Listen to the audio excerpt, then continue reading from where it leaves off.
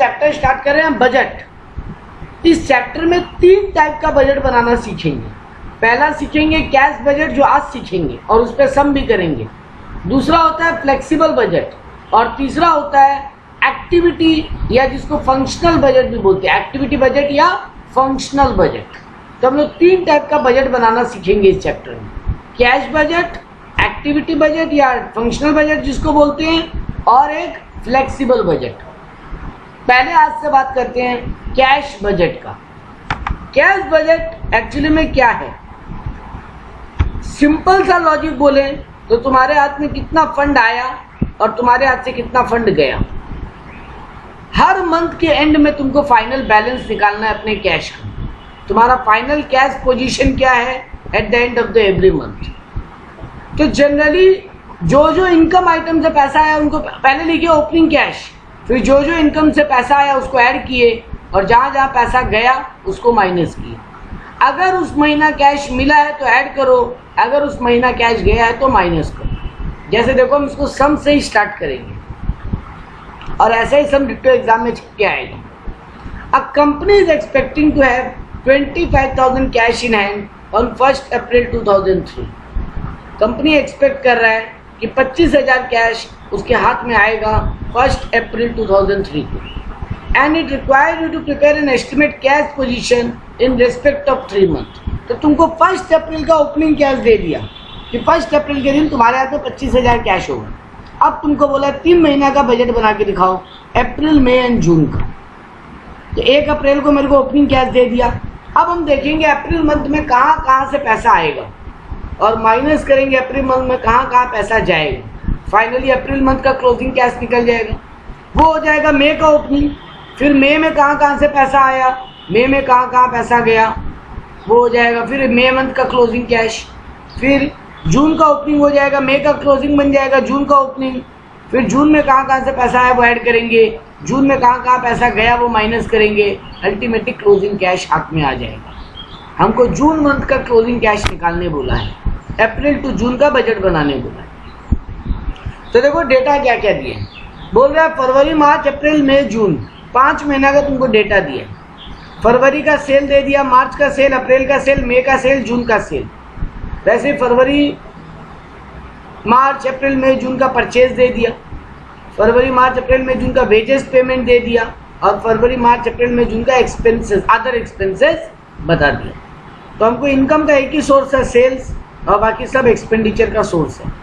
अब नीचे कुछ एडिशनल इन्फॉर्मेशन दी है। Period of credit allowed by supplier is 2 month. मतलब जिससे हम परचेज करके लाते हैं वो हमको 2 महीना का उधार देता है। यानी फरवरी का पैसा हम कब पेमेंट करते हैं? जो परचेजिंग हम फरवरी में किया उसका पेमेंट हम अप्रैल में करेगा, जो परचेज हम मार्च में किया उसका पेमेंट मई में करेगा, जो परचेज हम अप्रैल में किया उसका पेमेंट हम जून में करेगा, क्योंकि 2 महीना का हमको उधार मिला है। तो हर एक पेमेंट हम 2-2 महीना बात करेंगे। वैसे हमको बोला 25% is sale is for the cash and the period of credit allowed to customer for credit sale is 1 month. यानी जिस महीना जितना सेल होता है उसका 25% हमको हाथों हाथ कैश में मिल जाता है और बाद बाकी पेमेंट हम अगला महीना करते हैं 1 मंथ का उधारी पे। यानी फरवरी महीने में अगर 70,000 का सेल किए हैं तो फरवरी में ही 7,000 रुपया मिल गया और बाकी 63,000 कब मिला? मार्च में। वैसे मार्च महीना में जो 80,000 सेल किए, मार्च में हमको 8,000 रुपीज़ मिल गया, बाकी 72,000 सॉरी 25,000 बोला है ना, सॉरी 25%। तो 80,000 का 25% कितना होगा? 20,000। तो 20,000 हमको हाथों हाथ मिल गया, बाकी 60 हमको अप्रैल में मिला। वैसे अप्रैल महीने का 92,000 है तो उसका 25% हमको अप्रैल में मिल गया, बाकी पैसा मई में मिला। मई का 1 लाख है तो उसका 25% यानी 25,000 मई में मिल गया, बाकी 75,000 जून में मिला। जून का 1,20,000 है तो उसका 25% यानी 30,000 हमको जून में मिल गया, बाद बाकी 90,000 हमको जुलाई में मिला। तो यानी सेल का क्राइटेरिया क्या है? सेम मंथ में 25,000 मिल जाता है और रिमेनिंग पैसा हम नेक्स्ट मंथ में रियलाइज करते हैं। मेरे को बोला है delay in payment of wages and expenses 1 month. हम वेजेस और एक्सपेंस एक महीना बाद चुकाते हैं। यानी फरवरी का 8,000 वेजेस हम मार्च में चुकाएगा, मार्च का 8,000 हम अप्रैल में चुकाएगा, अप्रैल का 9,000 हम मई में चुकाएगा, मई का 10,000 हम जून में चुकाएगा और जून का पैसा जुलाई में चुकाएगा। ऐसे एक्सपेंसेस भी फरवरी का 6,000 मार्च में चुकाएगा, मार्च का 7,000 अप्रैल में चुकाएगा, अप्रैल का 7,000 मई में चुकाएगा और मई का 8,000 जून में चुकाएगा।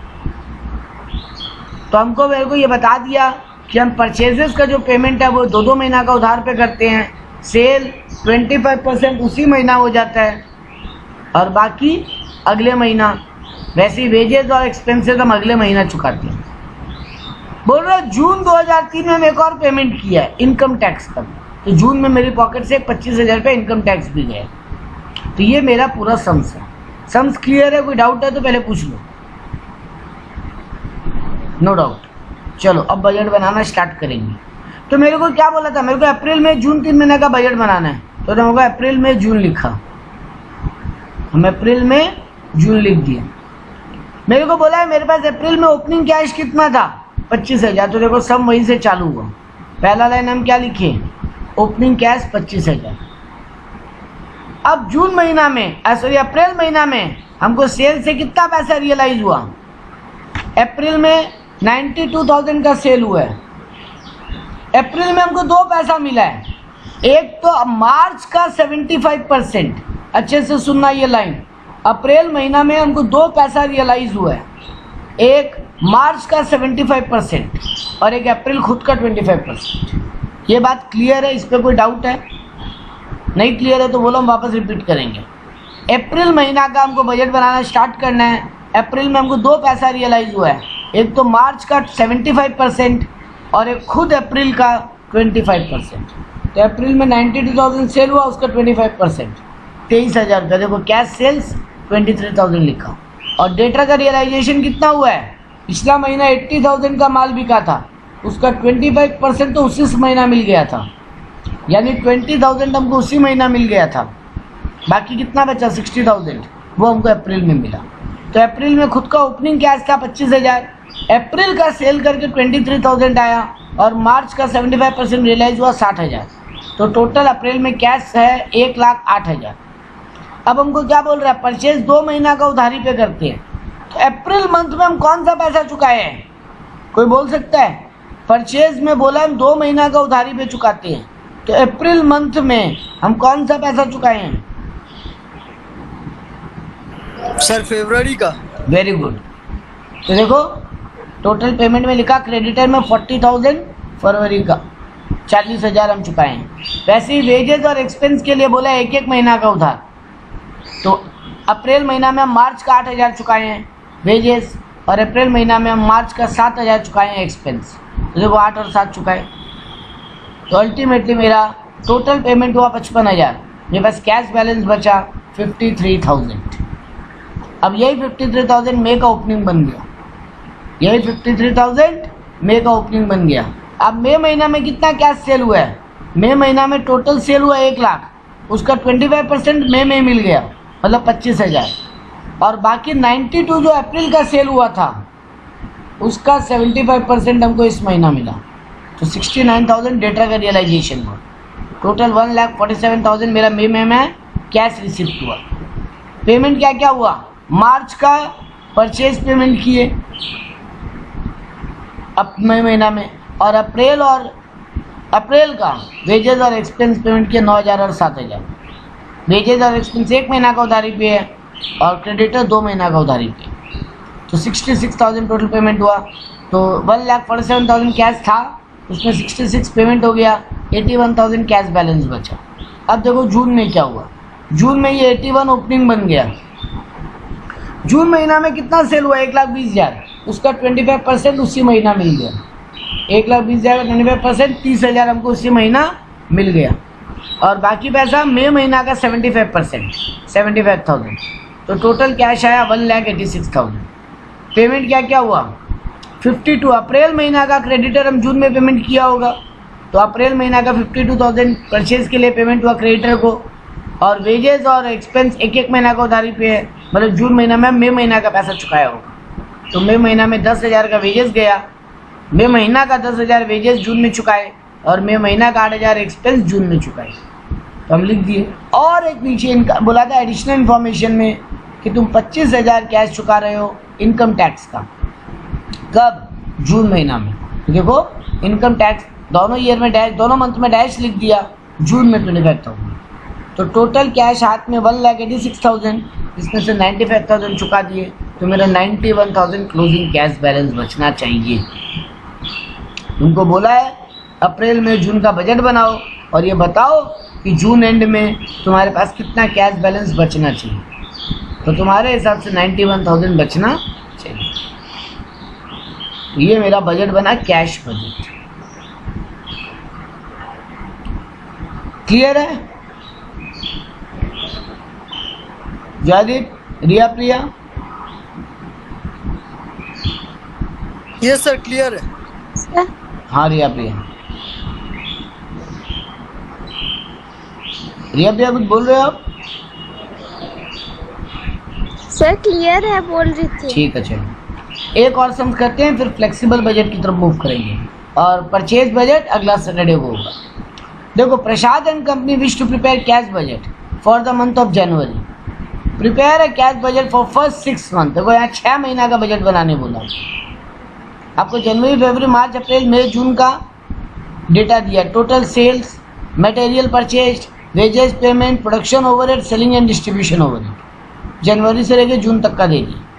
अब देखो आपको बताया क्या क्या एडिशनल इन्फॉर्मेशन। देखो कितना सारा इन्फॉर्मेशन है, ये इन्फॉर्मेशन को रीड करना आना बहुत ज़रूरी है। देखो इन्फॉर्मेशन क्या क्या दिया। कैश बैलेंस बोल रहा है 1 जनवरी को 5,000 अपने पास है, तो जनवरी 1 तारीख का ओपनिंग कैश दे दिया। अब देखो क्या बोला, एक नया मशीन इंस्टॉल हुआ 10,000 रुपये का उधार पे, to be repaid by 2 equal installment in March and April. तो 10,000 का एक मशीन उधार में खरीदे हम, जिसमें 2 इक्वल इंस्टॉलमेंट में पैसा चुकाए 5,000 करके, 5,000 मार्च में, 5,000 अप्रैल में। तो देखो यहाँ पे जब बजट बनाया, ये देखो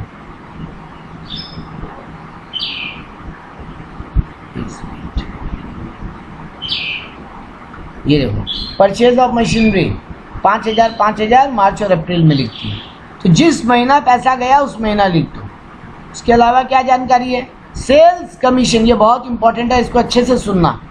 sales commission at the rate of 5% on total sales is to be paid within a month of following actual sales.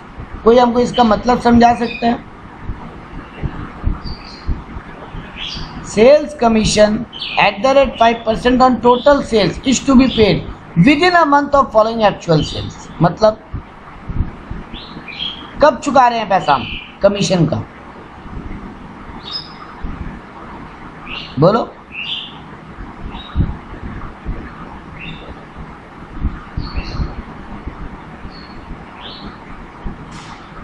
ठीक है, हम बोलते हैं हम सेल कमीशन चुका रहे हैं 5% ऑन टोटल सेल। हर महीना का सेल दिया हुआ, जनवरी का 10,000 सेल है, तो 10,000 पे 5% कमीशन 500 रुपया। कब चुकाएंगे? Following month of the actual sale. और फॉलोइंग मतलब नेक्स्ट मंथ, यानी जनवरी में जो माल बेचे उसका कमीशन हम फरवरी में चुकाए, फरवरी में जो माल बेचे उसका कमीशन हम मार्च में चुकाए, मार्च में जो माल बेचे उसका अप्रैल में, अप्रैल का मई में, मई का जून में, और जून का जुलाई में। यानी जिस महीना माल बिकेगा उस सेल का 5% कमीशन हम नेक्स्ट मंथ में चुकाएंगे, following of the actual month. Actual month मतलब जिस महीना माल बिका उसका फॉलोइंग मंथ मतलब उसका नेक्स्ट मंथ। क्लियर है ये? आई होप क्लियर है। तब हम आगे बढ़ रहे हैं। ठीक है, हम क्लियर मान रहे हैं। Clear sir. हाँ, नेक्स्ट आइटम क्या बोला, 5,000 being the amount of second call may be received in March. Share premium amounting to 1,000 is to be also obtained within the second call. तुमको मार्च महीना में एक कॉल मनी मिलेगा 5,000 का, 1,000 रुपया प्रीमियम जोड़ के, मतलब 6,000 रुपया मिलेगा कॉल मनी। कंपनी को 5,000 रुपया मार्च महीना में मिलेगा। तो देखो मार्च महीना में कॉल मनी रिसीव किया होगा, ये देखो मार्च महीना में 5,000 सेकेंड कॉल और 1,000 रुपया प्रीमियम आया, तो मार्च महीने में लिखेंगे उसको। वैसे हमको बोला period of credit allowed by supplier 2 month. तो तुम अपने सप्लायर को मतलब मटेरियल सेल, तो तुमको मटेरियल दिया उसको 2 महीना का उधार देते हो, यानी जनवरी का पेमेंट तुम मार्च में करोगे, फरवरी का पेमेंट अप्रैल में, मार्च का पेमेंट मई में, अप्रैल का पेमेंट जून में, ऐसे 2 महीना का उधार में पेमेंट करूँ। Period of credit allowed to customer, तुम कस्टमर को 1 महीना का उधार देते हो, यानी तुम्हारा जो सेल हुआ है जनवरी का, उसका पैसा आएगा फरवरी में, फरवरी के सेल का पैसा मार्च में, तो जिस महीना पैसा आएगा उस महीना लिखते जाओ। Delay in payment of overheads 1 month, 1 महीना का उधारी में ओवरहेड चुकाते हो, प्रोडक्शन ओवरहेड भी, सेलिंग ओवरहेड भी, 1 महीना का उधारी में, मतलब अगला महीना चुकाते हो। अब आता है बहुत important line, payment of wages half a month. इसका कोई मतलब समझा सकते हैं और कैसे कैसे पैसा आएगा? Payment of wages half a month, sir शायद हमको लगता है दूसरा महीने का 15 तारीख को मिलना चाहिए। मतलब जनवरी का वेजेस फरवरी का 15 तारीख को? हाँ सर, ऐसा नहीं, यहाँ ये नहीं बोला है। देखो सुनना अच्छे से, ये बहुत इंटरेस्टिंग है ये चीज।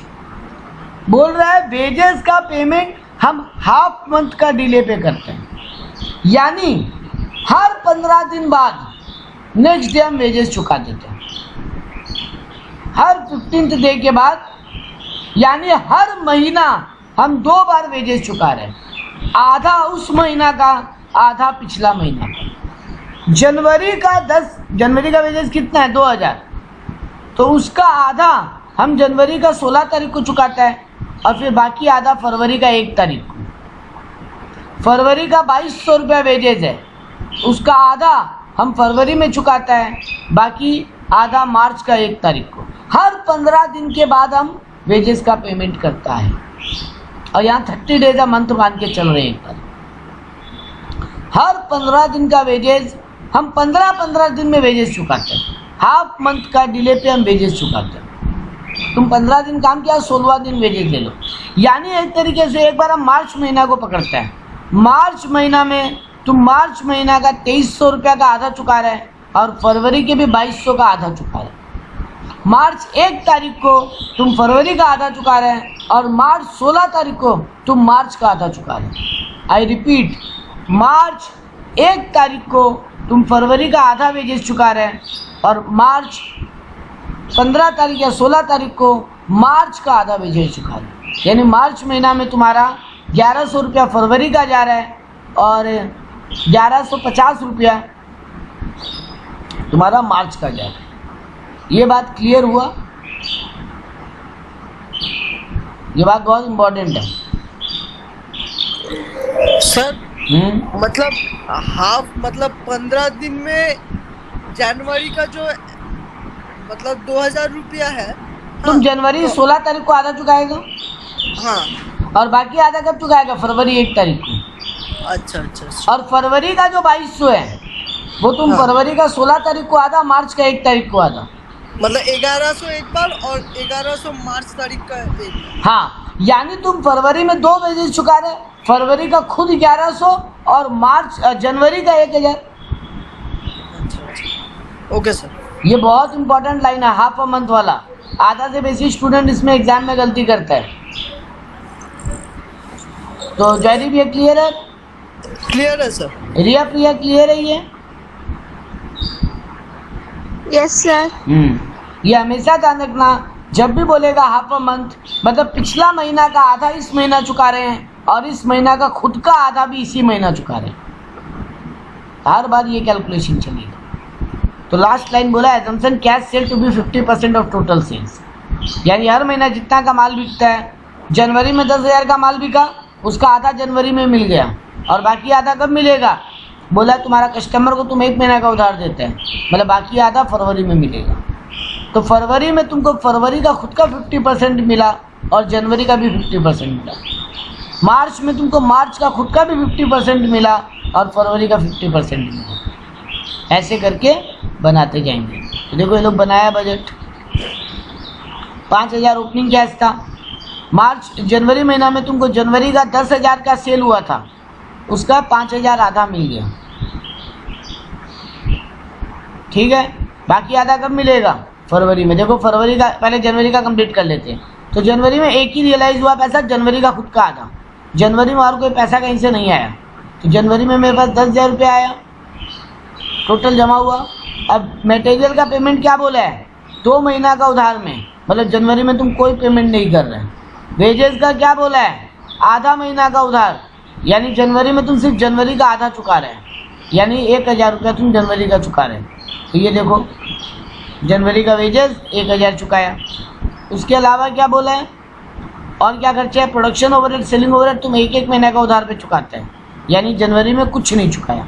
तो जनवरी में तुम्हारा ओपनिंग कैश था 5000, तुम और कैश सेल करके 5000 कमाया, 1000 तुम खाली चुकाया।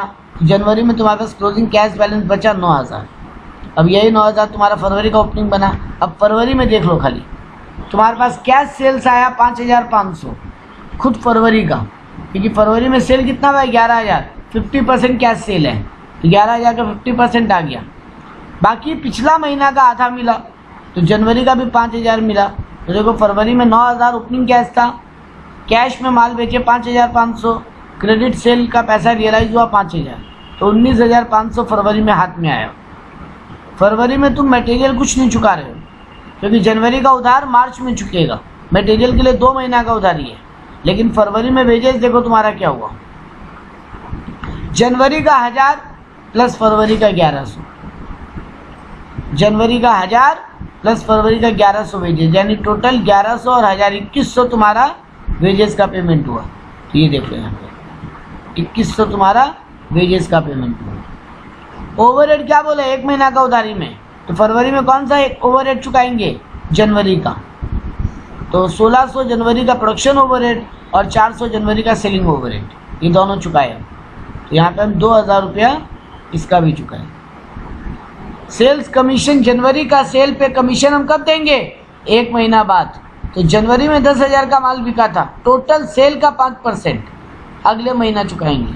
तो जनवरी में 10,000 का सेल हुआ था, 10,000 का 5% 500, तो देखो सेल्स कमीशन इस महीना चुकाए 500। तो अल्टीमेटली पेमेंट हुआ 4600 का, तो माइनस किए मेरा क्लोजिंग कैश बचा 14,900, वो अगले महीने का ओपनिंग बन जाएगा। एंड दिस गोज ऑन, ये हर महीना होता रहेगा।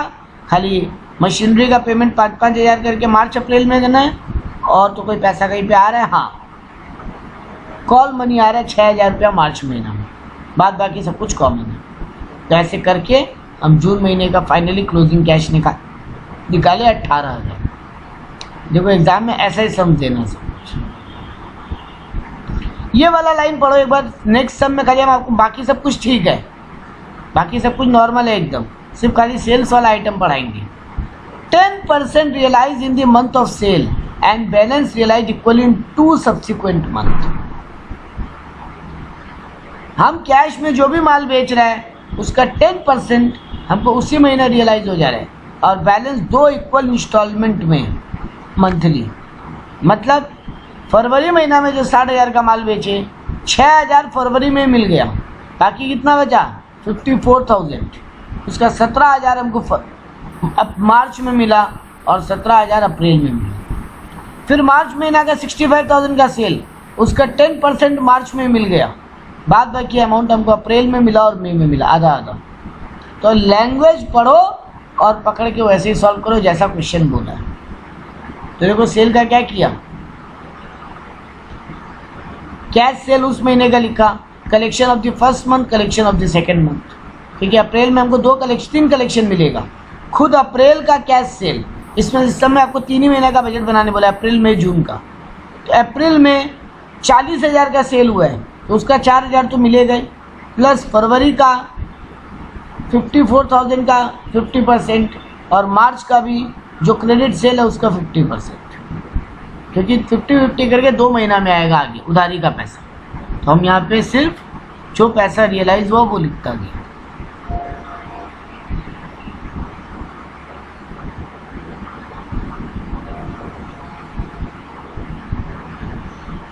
जिस महीना जितना सेल से रियलाइज हुआ वो लिखता गया, और जो पेमेंट हुआ वो सब नॉर्मल है। पेमेंट में ज़्यादा नौटंकी नहीं देगा आपको, सिर्फ सेल्स में ही ज़्यादा लैंग्वेज ट्विस्टर देगा, और कुछ एक एक्सपेंसेस आपको देगा जो सिर्फ कोई पर्टिकुलर मंथ में पेमेंट हुआ। जैसे इस सब में दिया कि इनकम टैक्स हम एडवांस में चुकाए हैं 15 जून को, तो सिर्फ एक ही बार पेमेंट हुआ। इनकम फ्रॉम इन्वेस्टमेंट हमको 3,000 रुपया मिला है अप्रैल और जुलाई में खाली, तो अप्रैल में हमको 3,000 का इनकम फ्रॉम इन्वेस्टमेंट आए, जुलाई का बजट हमको बनाने नहीं बोले। तो ऐसे आपको कुछ कुछ इनकम देगा या कुछ कुछ एक्सपेंस देगा जो सिर्फ पर्टिकुलर मंथ में हुआ, और बाद बाकी आपको इन्फॉर्मेशन देगा कि सेल, परचेज, वेजेस, एक्सपेंसेस कैसे पेमेंट हुआ और कैसे रियलाइजेशन हुआ। जो सब में लैंग्वेज यूज़ करेगा, जिस महीना जितना पैसा आया वो ऐड में लिखते जाओ, जो गया वो लेस में लिख दो, क्लोजिंग कैश बैलेंस निकालो, उसको अगले महीने का ओपनिंग बनाओ और ये चलाते हैं। 2 महीना या 3 महीने का बजट आपको एग्जाम में बनाने बोलेगा, 5-5, 6-6 महीने का बनाने नहीं बोलेगा। तो कैश बजट क्लियर है आप सबको? प्रिया, जयदीप, कैश बजट क्लियर है? Clear sir. ठीक है, चलो अब हम लोग आते हैं एक फ्लेक्सिबल बजट का।